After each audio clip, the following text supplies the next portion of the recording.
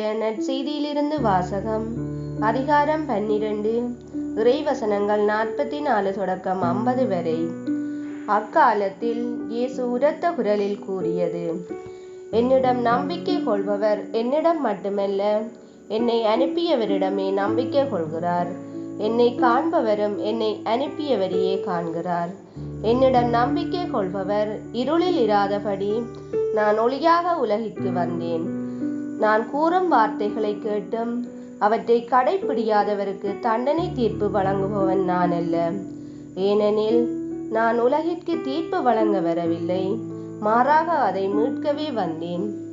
என்னை புறக்கணித்து நான் சொல்வதை ஏற்றுக்கொள்ளாதவருக்கு தீர்ப்பளிக்கும் ஒன்று உண்டு.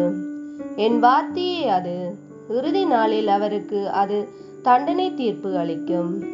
ஏனெனில் நானாக எதையும் பேசவில்லை, என்னை அனுப்பிய தந்தையே நான் என்ன சொல்ல வேண்டும், என்ன பேச வேண்டும் என்பது பற்றி எனக்கு கட்டளை கொடுத்துள்ளார்.